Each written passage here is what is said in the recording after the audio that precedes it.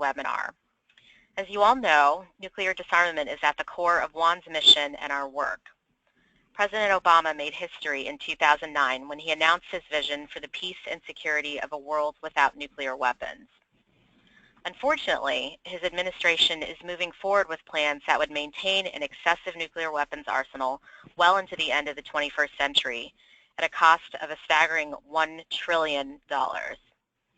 This plan is unsustainable, and the continued heavy reliance on these weapons only makes them more likely to be used and calls into question whether further steps can be taken alone or in tandem with other nuclear-armed nations to move toward disarmament. Today, our presenters will tell us more about what President Obama has achieved during his time in office and what more remains, who supports and opposes the trillion-dollar nuclear weapons spending program, what's happening on Capitol Hill, and what this means for President Obama's vision for a world without nuclear weapons. We'll be hearing from Daryl Kimball, Executive Director of the Arms Control Association, and Erica Fein, Juan's Nuclear Weapons Policy Director. Daryl Kimball has been the Executive Director of the Arms Control Association since 2001. Daryl is a frequent source for reporters and has written and spoken extensively about nuclear arms control and nonproliferation and weapons production. He formerly led the Coalition to Reduce Nuclear Dangers, coordinating education, research, and lobbying campaigns for the Comprehensive Test Ban Treaty, further deep and verifiable reductions in nuclear weapons stockpiles, and against the deployment of an unproven and ineffective national missile defense system. Daryl Kimball is a graduate of Miami University of Ohio and a former Herbert R. Scoville Peace Fellow. Now a little bit more about Erica. Erica Fein is Juan's Nuclear Weapons Policy Director. In this capacity, she works with Congress, the executive branch, and the peace and security community on arms control, nonproliferation, and Pentagon and nuclear weapons budget reduction efforts. Previously, Erica served as a legislative assistant to Congressman John D. Dingell, where she advised on national security, defense, foreign policy, small business, and veterans issues. Now I'll turn it over to Daryl. Well, thank you very much to Women's Action for New Directions for your excellent work through the years, and thanks everyone for tuning in today for your interest on the issue of nuclear weapons, addressing the threat and to create a more peaceful and secure world. And just as a note as we proceed today, if my comments don't align with the slides, that's because we're having a little technical difficulty, and Erica is manipulating my slides for you all. So clearly the security risks, the financial costs, and the moral challenges posed by nuclear weapons have been with us for a long time, and unfortunately they're not going away anytime soon. We've accomplished a great deal over the past several decades to reduce the threat of nuclear war between states, to curb the spread of nuclear weapons, and to secure nuclear weapons usable material from terrorists. And there has been a lot of progress over the last 7+ years during the Obama administration, but there is clearly much more to be done. So what I'm going to be talking about today is I'm going to review very briefly what President Obama sought out to do to reduce the nuclear weapons danger, what's been accomplished, and to focus mainly on what more needs to be done to address the problem as he closes out his second term and as a new president takes office. So Erica, if we could be on slide 3 as we go forward.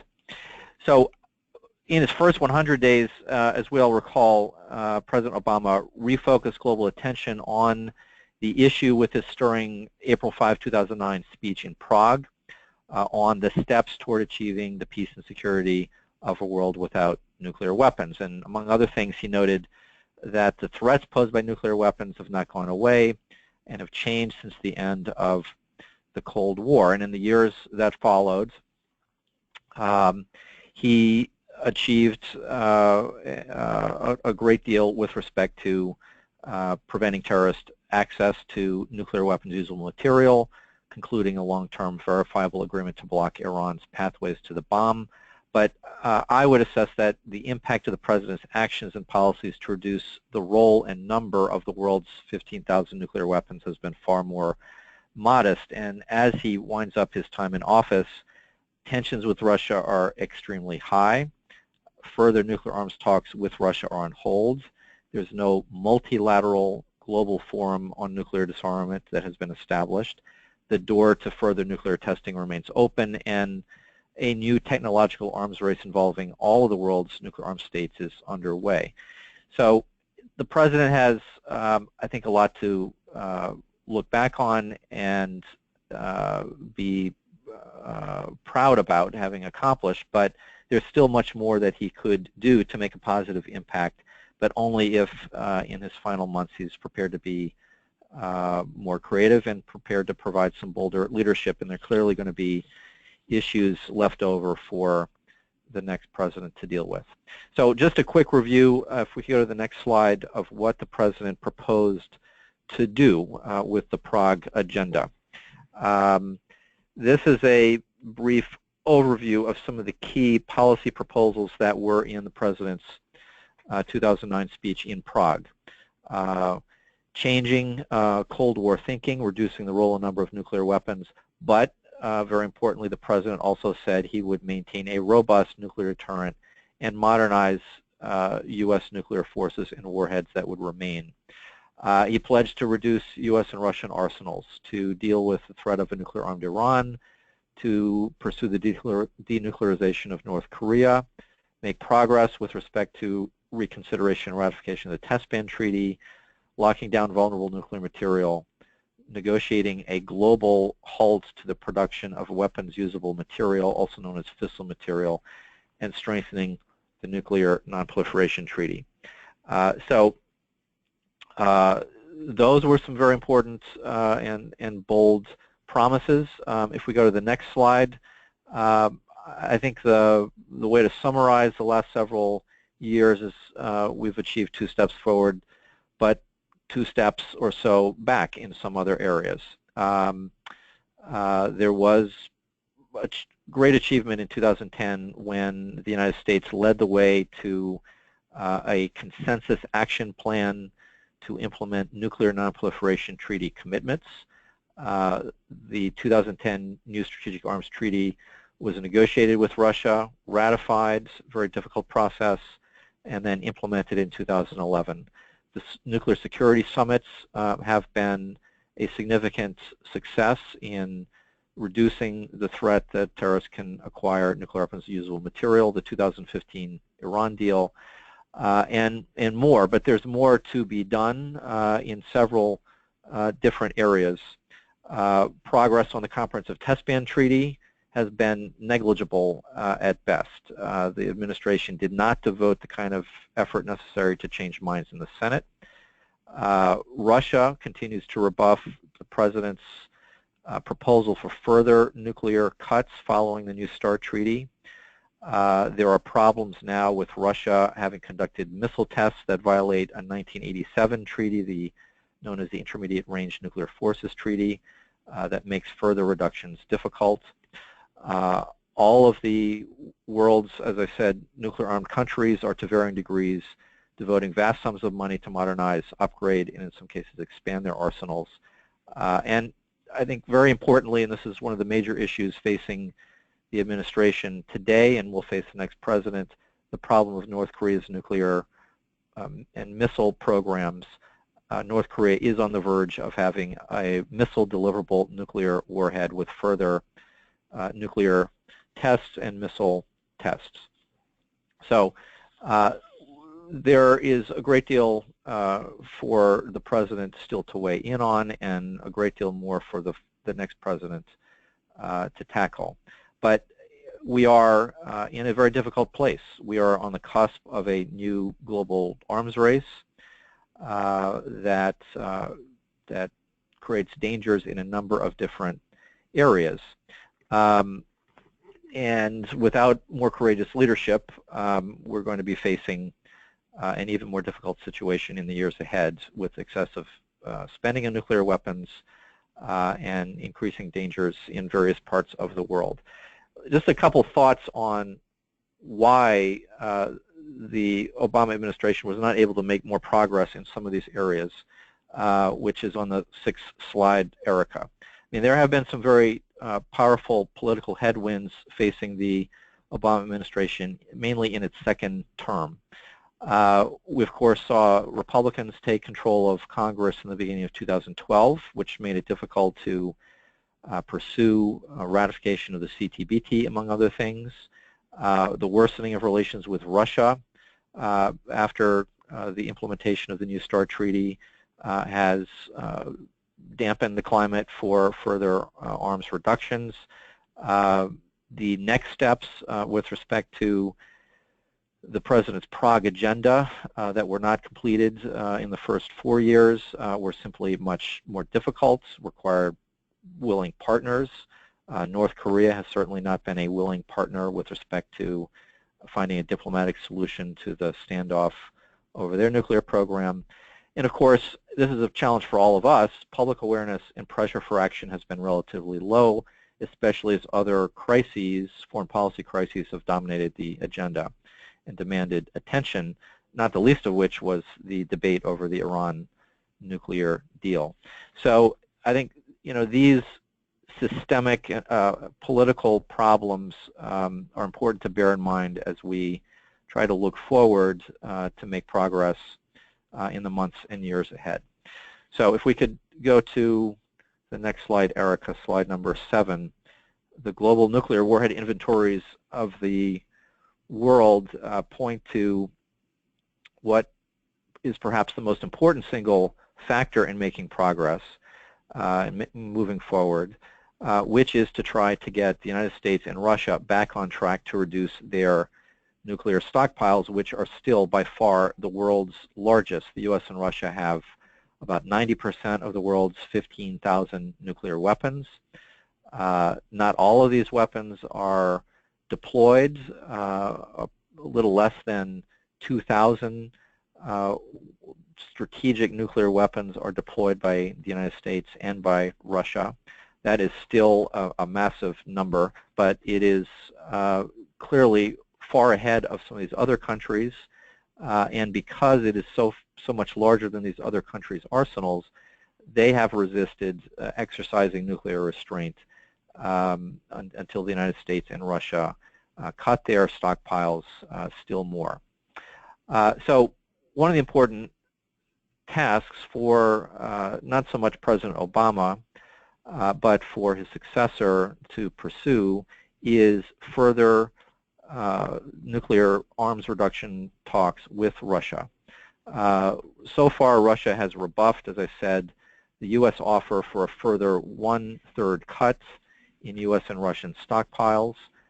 They want to discuss a broad range of issues that they're concerned about with respect to NATO's conventional military capabilities, U.S. missile defense plans in Europe.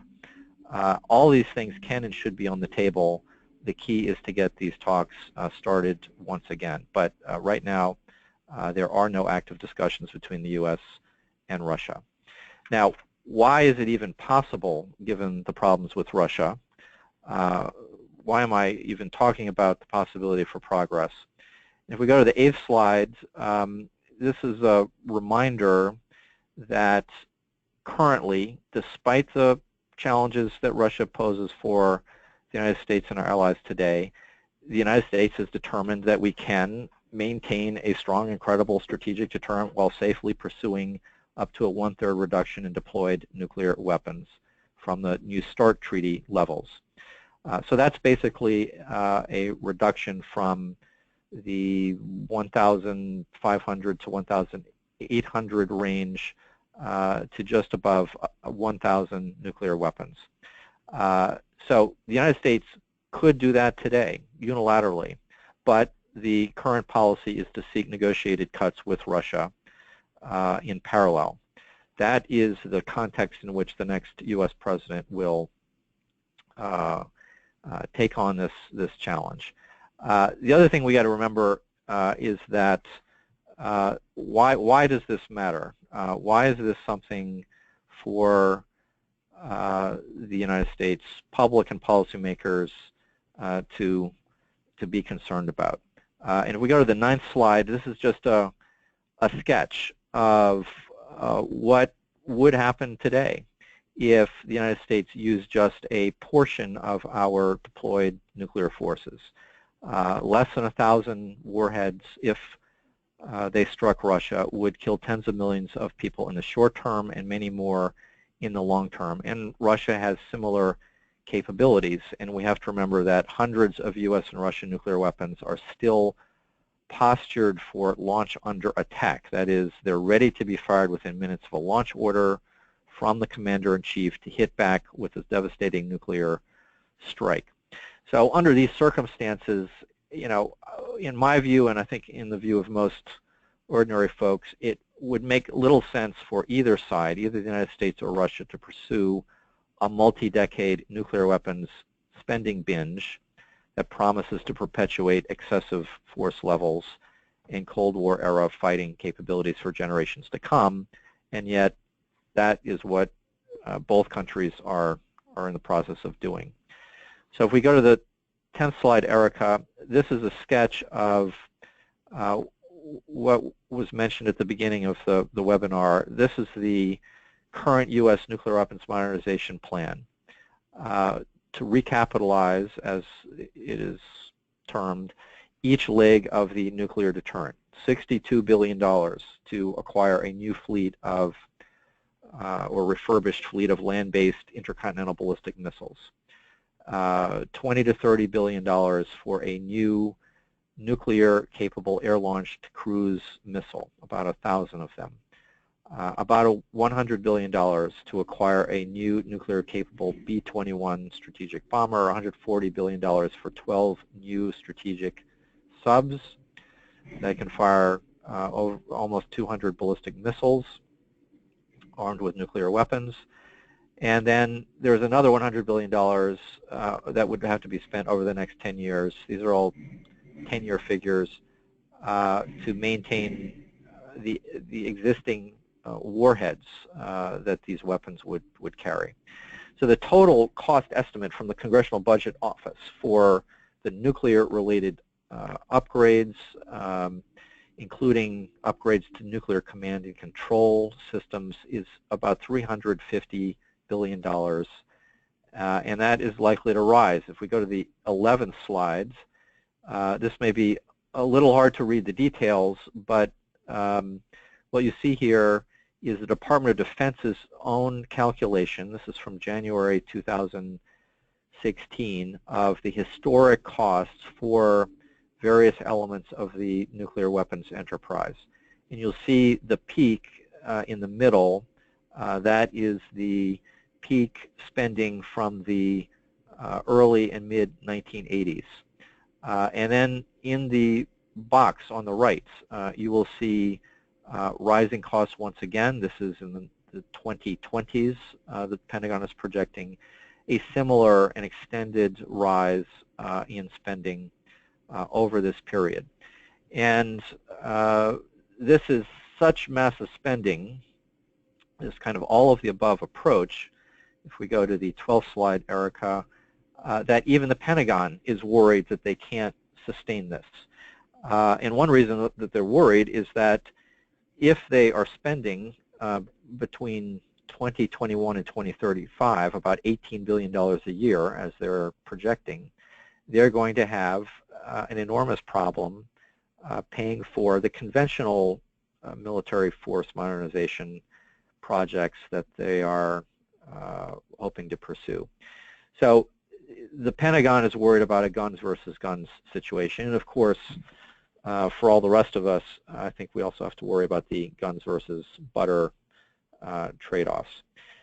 Now, if we go to the next slide, let me just point out that, and we can talk about this in a little bit more detail later, there are more cost-effective approaches to maintain a triad of nuclear forces that are at the New START force level, about 1,500 deployed strategic weapons, that would save billions of dollars. And these are just three ideas that my organization, the Arms Control Association, Women's Action for New Directions, and others are advocating.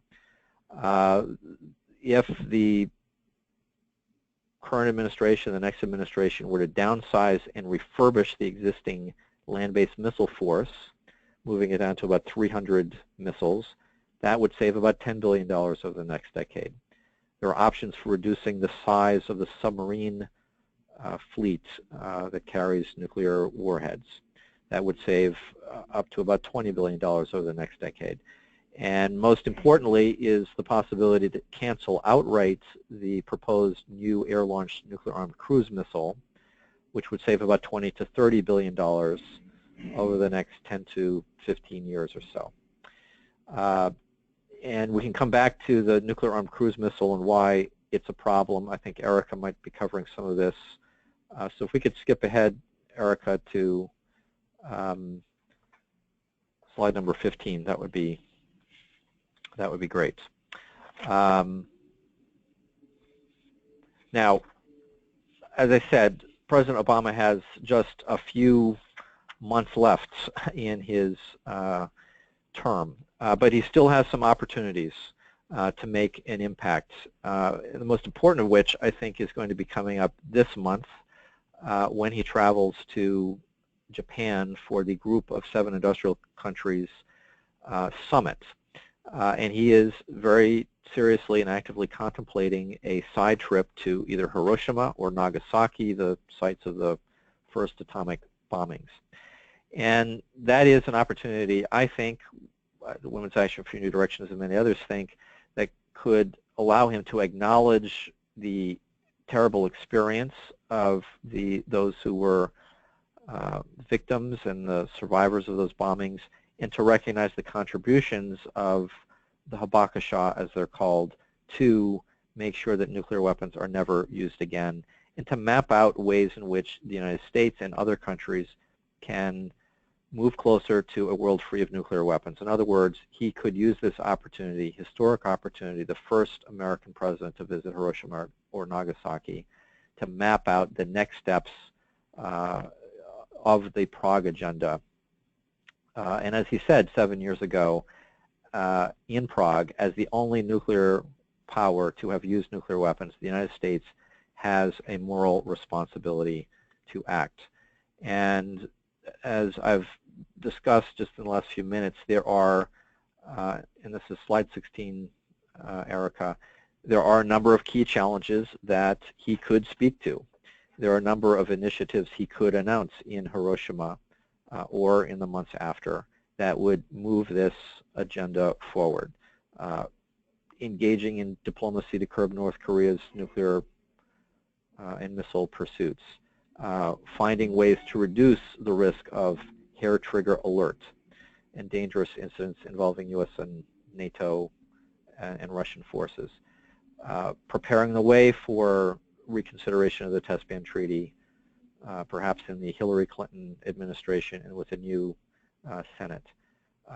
Another call to revive talks with Russia on deeper force reductions. And perhaps most importantly and within his control, initiatives that would curb excessive nuclear weapons spending, beginning with a new nuclear-armed cruise missile.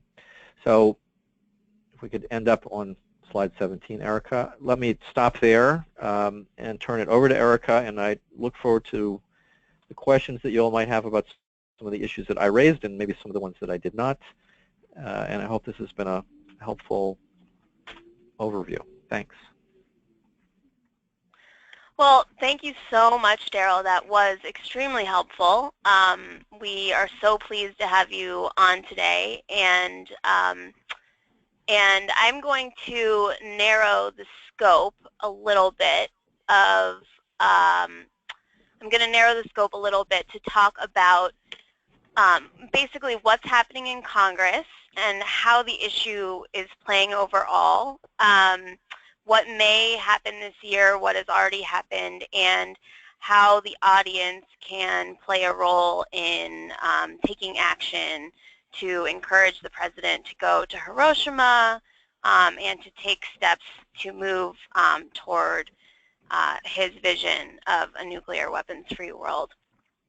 So just that's me, the picture on the screen, and just you can follow me at @ENFein on Twitter. So I am trying to get to the next slide. We're having a little bit of a technical difficulty. 1 second.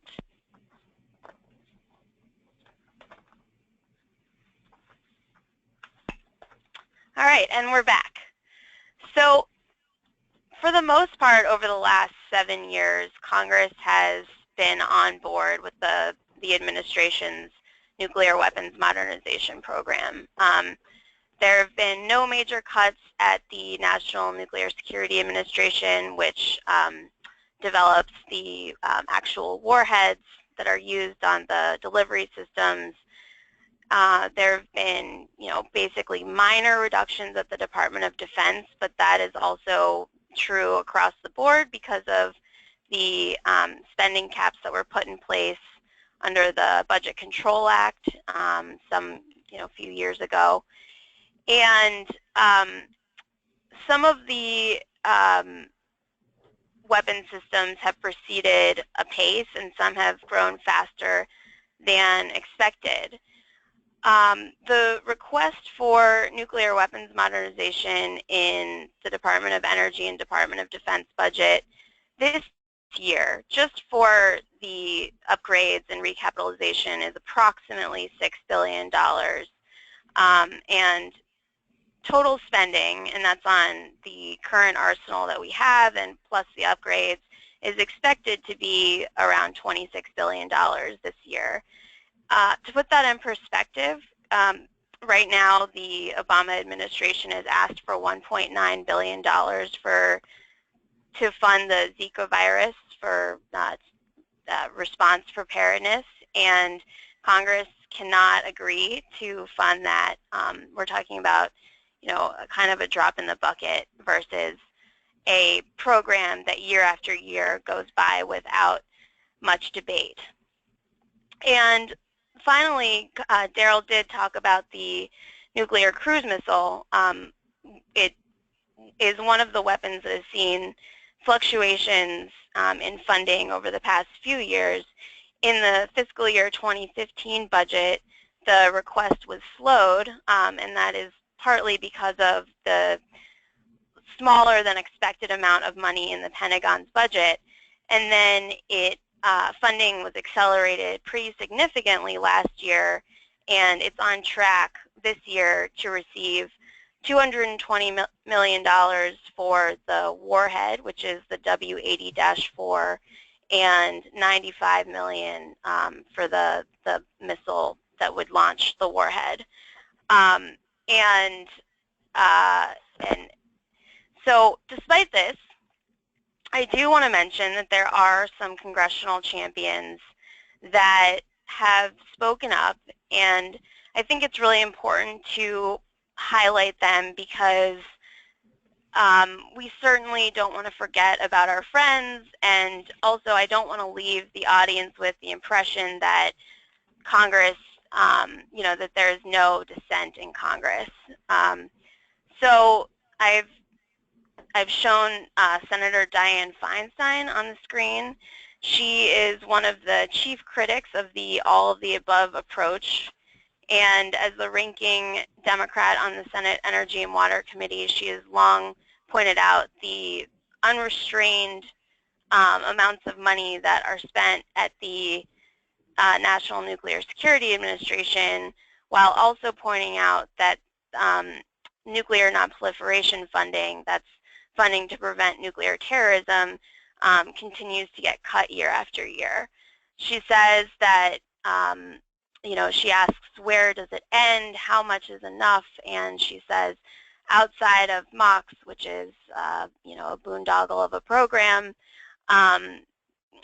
she says, I'm not seeing tough choices being made. I'm just seeing more money for weapons and less money for everything else. And she said this at a hearing just earlier, a couple months ago. So we also have, in the Senate, we have 9 senators that have been pointedly opposing the new cruise missile, which they've pointed out, and we as an organization and others have pointed out is a redundant weapon that is that could actually make us less safe because it's destabilizing and because it perpetuates this kind of arms race mentality where we improve capabilities and so our adversaries do the same. So 9 senators have called out the cruise missile in a letter to the president.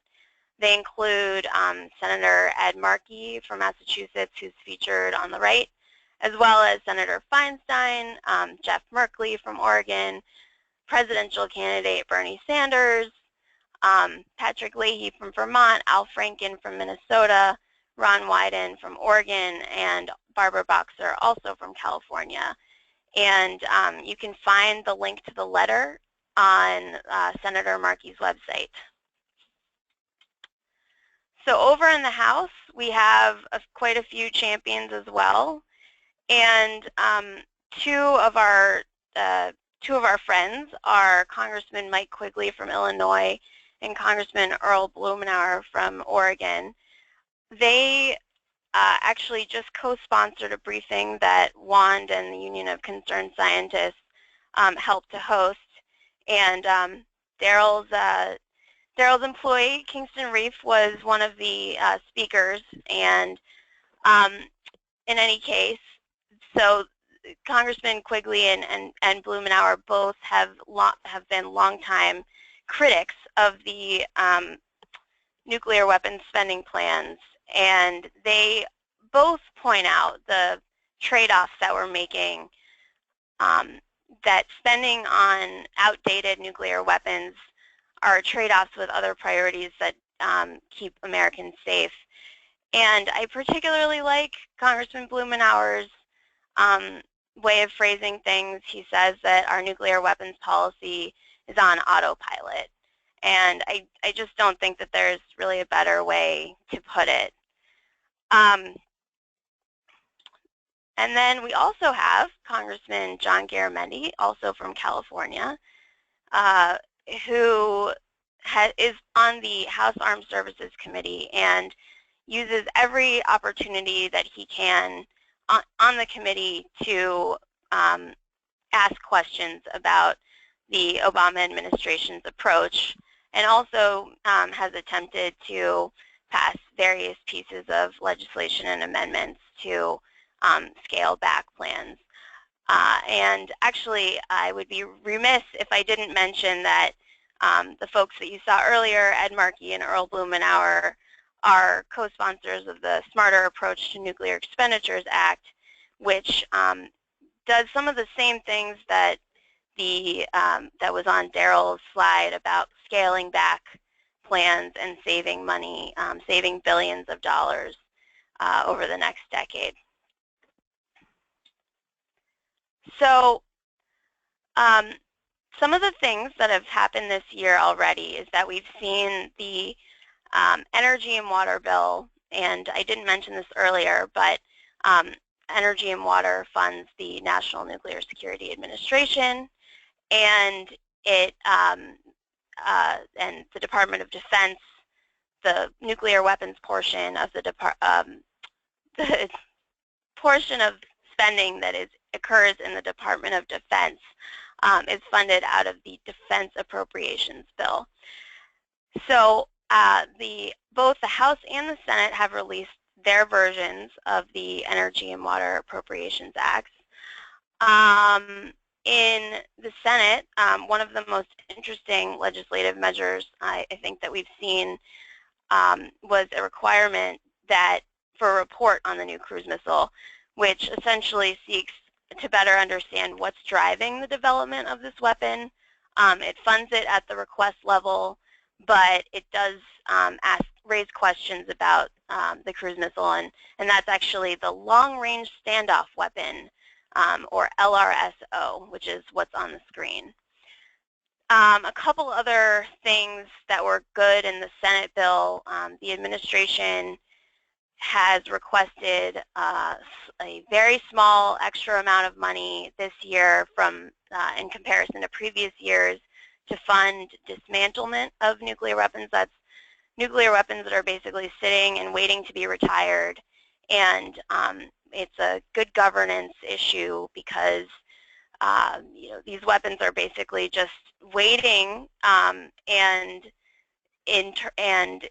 the increased amount of money for them will only be used to smooth out the workforce, keep employees employed at the nuclear weapons laboratories, so that we're not, firing or losing employees and then gaining them back. And the reason that I am bringing this up is because later you'll see that there is one committee that does not support this request, and that's too bad.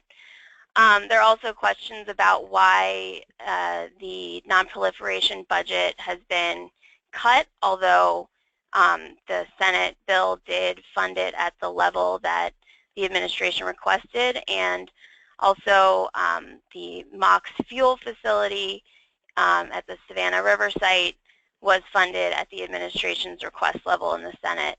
And then just by comparison, there was not similar report language for the cruise missile.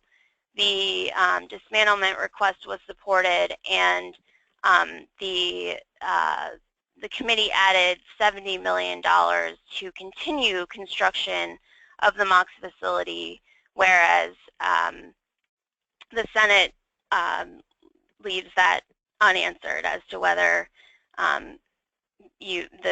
whether it's required to continue construction of that facility or to move the approach to dispose of weapons-grade plutonium to the WIP plant in New Mexico.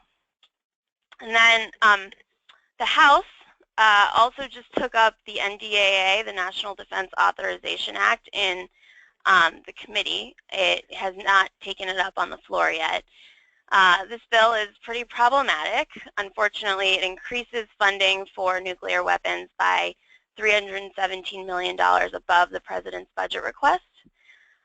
It also adds money for the Ohio Replacement Program into a fund called the Sea-Based Deterrence Fund, which is an accounting gimmick that takes the account for funding the replacement submarines and puts it into the Navy's shipbuilding budget, takes the funds for the Ohio Replacement Program and puts it into the Sea-Based Deterrence Fund as opposed to the Navy's shipbuilding budget, so that the Navy has the ability to basically do all that it needs to do with its shipbuilding plan without having to worry about this massive expenditure, $100 billion plus, for nuclear-armed submarines. And apparently it's going to be somebody else's problem. I don't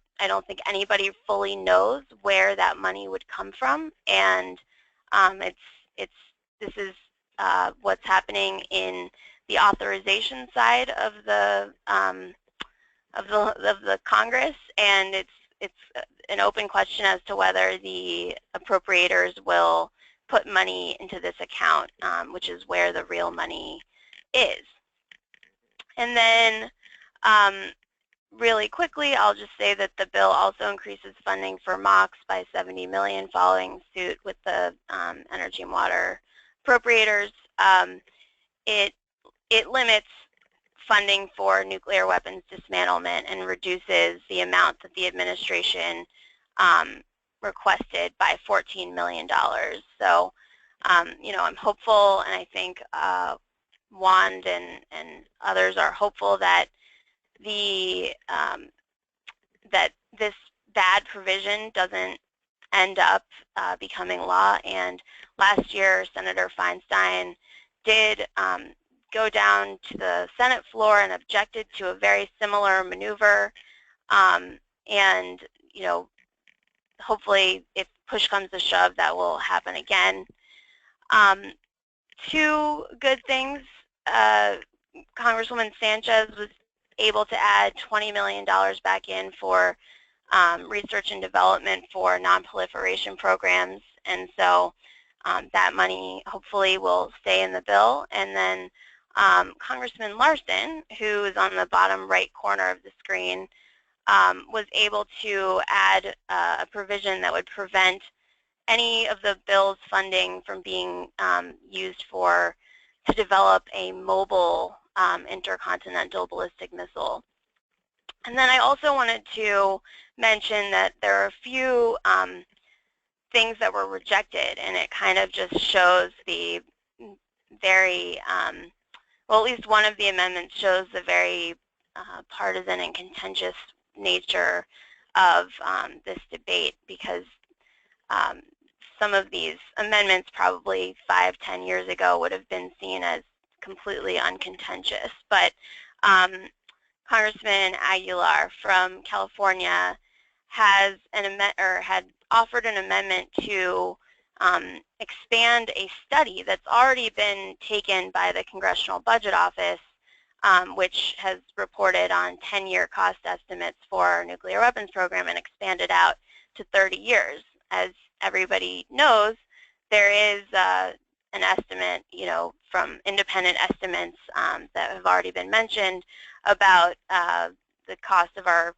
nuclear weapons being $1 trillion over 30 years, and the Congressional Budget Office would just, it would be a more accurate and more, well, it would be another way to verify and help plan for this upcoming massive spending program. And finally, Representative Sanchez also had an amendment that would have eliminated the increase that I mentioned earlier, and that failed.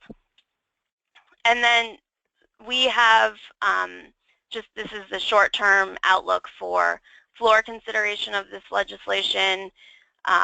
We saw that the Senate Energy and Water Appropriations Bill was considered on the floor a few weeks ago, and it was held up because of a controversial amendment by Senator Cotton that would seek to undermine the Iran nuclear agreement. And so it's possible that this bill will come back the week of May 9th, and hopefully without the Cotton rider. The House will maybe take up and all of this is just is a possibility at this point. The congressional schedule is somewhat fluid. The House will possibly take up the Defense Authorization Bill the week of the 16th of May. The Energy and Water Appropriations Bill in the House will be taken up either the 16th or the 23rd. In the Senate, we're going to probably see the Defense Authorization Act at the end of May or early June. And you can also see that the defense appropriations bills will also be probably not happening in May in either the House or the Senate. And why is all of that? Why am I telling everybody that? Because it is incumbent on those listening to take action, not just get the information, but to step up when we call on you. The first thing that you can do is you can sign Juan's petition. It's at that link below, and we've been tweeting it. It's on our Facebook page, which urges the president to visit Hiroshima, and while he's there, to take further steps toward his Prague vision. You can also sign up for our action alerts. You can stay informed, and I encourage everyone to not only check out Juan's website, but to subscribe to the Arms Control Association's all of their great stuff, including Arms Control Today. You can get in contact with us in the following ways, and I'm going to turn it back over to Udzi for questions. Thank you so much, Erica and Daryl. It's very, very informative. We do have some questions for the audience, but for those of you who haven't typed them in, just want to remind you to go to the question box on the right-hand side of your screen and type them in, and then I'll ask them out loud to Erica and to Daryl. So our first question is from Alan Carroll. Alan asks, wouldn't it be good to eliminate the U.S.'s 400-plus land-based nuclear missiles as soon as possible? They are on a hair trigger and almost liable to accidentally launch. Well, this is Daryl. It's a good question. That is a proposal that former Secretary of Defense Bill Perry has recently endorsed to eliminate the land-based component of the triad. I mean, there has been, quite honestly, you know, a debate for some time about the logic or the illogic of having nuclear forces on these three different platforms: the bomber, the air leg, the sea leg with the subs, and the land-based missiles. I mean, personally, what is important to me is the net effect. It's not so much eliminating one leg for the sake of eliminating a leg. What does it do to reduce the risk of accidental nuclear launch? What does it do to reduce overall tensions between nuclear-armed countries? What does it do to bring down the numbers, et cetera? So depending on how that would be done, it could have a more positive or a less positive effect. The other thing I would just point out is that one reason why this has not been done or proposed is that there is still a very powerful lobby for each of the delivery systems of the U.S. nuclear arsenal. There is literally a bomber caucus and an ICBM caucus that actively works together in Congress, that actively works together to protect each other's bases from budget cuts, that works together to support funding for the programs to recapitalize these systems. So it may be a good idea, but it's also politically challenging. So anyway, that's my reaction to your proposal. But I mean, I think it's a very good idea that could and should be debated to a greater extent here in Washington and elsewhere. Great, thank you. Our next question is from Allison Riley. Allison asks, does any part of the nuclear modernization plan involve upgrading technology? From what I understand, much of the arsenal is based off of 1950s era technology. Well, there are a number of ways in which each of the new systems that is being developed will have improvements that increase the overall capabilities of these weapons. So the warheads themselves may be essentially the same. They're being refurbished. Non-nuclear parts are being replaced, but these missile systems, the bombers, the subs, these are going to be new systems with new technologies. So for instance, the nuclear-armed air-launched cruise missile that is being proposed to replace the 1980s era air-launched cruise missile that we currently have, it would be stealthier. That is, it could slip through enemy radars more easily. It would be faster. It would be more precise in its ability to hit a target. It would have more advanced avionics that could prevent an enemy from trying to disrupt the navigation, et cetera, et cetera.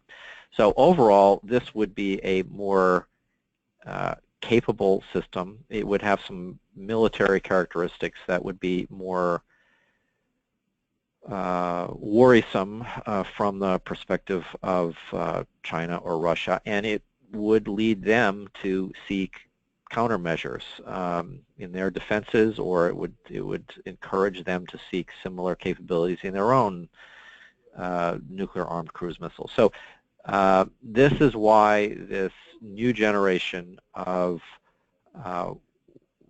nuclear weapons builds by the United States, Russia, it's also happening in China, is dangerous because it is leading to an action-reaction cycle. It's not just wasting a lot of money that we don't have, but it is potentially creating new forms of nuclear competition that are destabilizing and dangerous. So, this is not something that the Obama administration is going to advertise. It is something that the Pentagon is advertising when they go behind closed doors and try to sell these weapon systems to lawmakers, these new military characteristics. Last thing I would just note is that there are some aspects of some of these weapon systems that do have the potential to change the military balance in certain ways. And I'll just mention one that you'll probably hear about soon in the next few weeks. There's something called a fusing mechanism in the re-entry vehicles for land-based ballistic missiles. Those are being improved in such a way that the warheads are going to be more accurate, and so it will require fewer warheads to assure the destruction of a given target in Russia. So that means that there will be some warheads in the U.S. arsenal that will be freed up for other targets.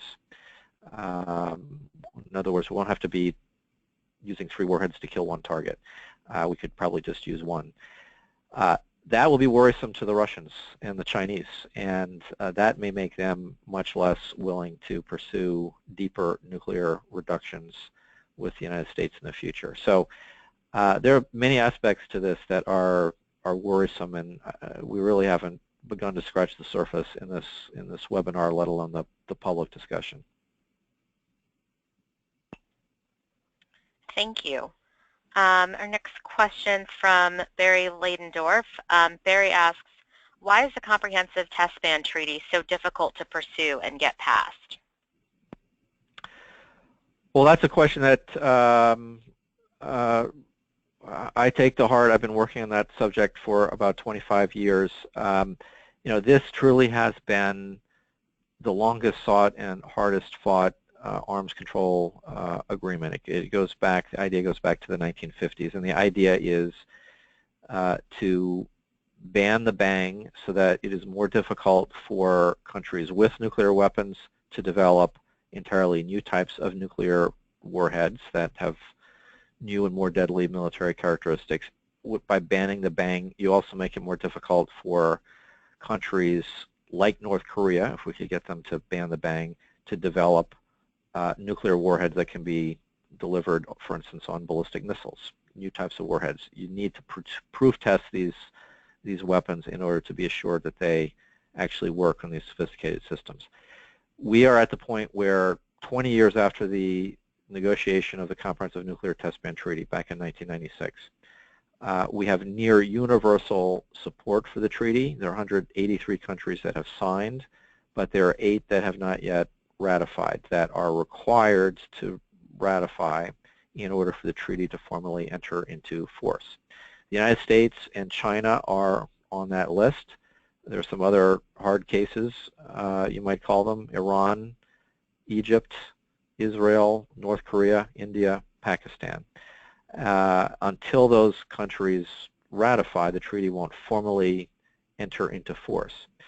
So even if the United States were to ratify, it still would take some time before the treaty enters into force. So one of the things that the Arms Control Association and others have been encouraging President Obama to do is to look for ways to reinforce the global taboo against nuclear testing. North Korea is the only country that is doing it these days.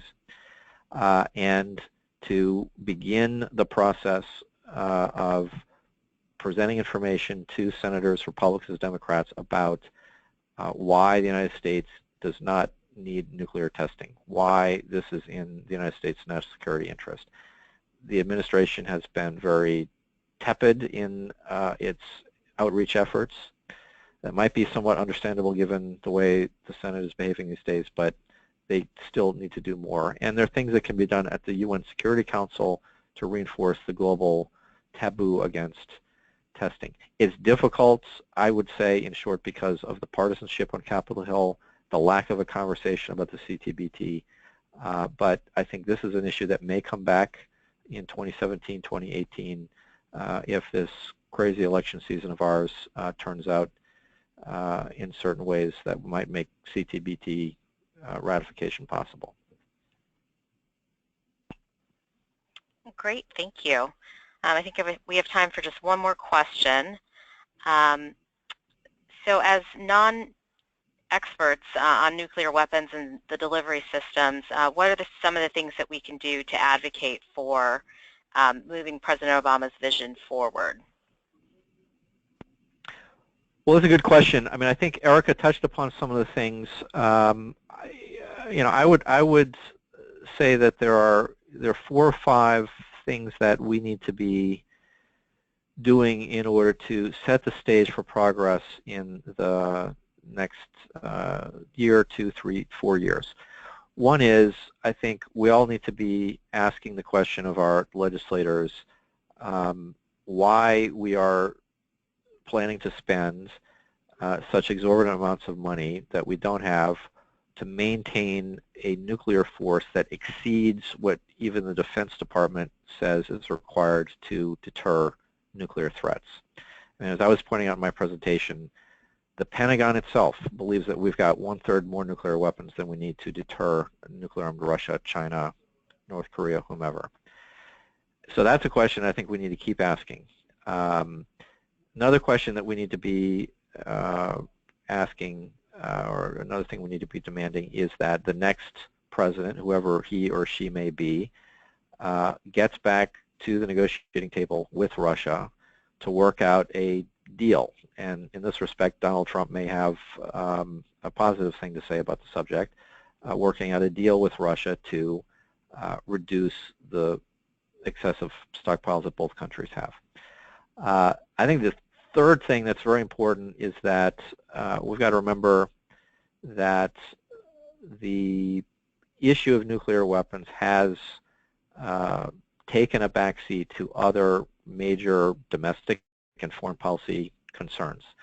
I mean, those of us like me who are 52 years old, who grew up in the Cold War era and are aware of the risks of nuclear exchange, have a different perspective than many of the people who have grown up in the post-9/11 era, who look at nuclear weapons differently. And so what does that mean for all of us? I think we need to work harder to educate and provide information to the younger generations especially about what nuclear weapons can do if used, what the risks are today regarding the possible use of nuclear weapons, not just between the U.S. and Russia, but between countries like India and Pakistan, and to emphasize that the risks are only going to get worse if these states pursue larger and more deadly stockpiles. So I think it's a combination of things. I know that's somewhat general, and you may be looking for something more specific, but as I said at the beginning, I mean, we've been dealing with these issues for a long time. We've made a lot of progress, but we're facing some new challenges that require all of us to do our part however we feel best able to do so in order to set the stage for progress to reduce nuclear risks and costs in the years ahead. And I would just add to that, as someone who I guess didn't grow, who focuses on these things, but of course didn't grow up during the Cold War. I've asked myself this question as well, and when you take a few minutes to take a look at what we're planning to do and just ask yourself the basic question of, does it really make sense, given what Daryl just said about we will have more nuclear weapons, we currently do and we will, than are needed for our national security, and we have limited resources. Why are we spending this money when it can be better spent elsewhere? And how does the U.S. modernization plan and U.S. arsenal contribute to all of the other issues that we all care about, all of the other global and domestic issues that we care about? And I think it's kind of common sense to oppose the current plans, and we, I think, make it easy for you. Organizations like WAND and the Arms Control Association provide information And we also, WAND provides ways to take action and write your members of Congress and write letters to the editor. We can work with you on writing op-eds. And I think just, stay engaged, and the more that you do, and share with your friends in this social media world that we live in, the better off we will all be. Thank you, Erica, and thank you, Daryl. Those are great points. I think we're just about out of time. So I just wanted to thank everyone who joined us at home. We really appreciate your time. Please take the time to fill out our feedback survey. It should appear when the webinar ends. We'd really want to hear back from you about how this webinar went today. We'll be sending out the recording to this webinar in the next few days, and also just want to give you a heads up about the next WAND webinar. It's scheduled for Wednesday, May 25th, and it'll feature a presentation from Tanya Henderson, the Executive Director of MENA's List. And with that, thank you all so much, and please join us again next time. Thank you.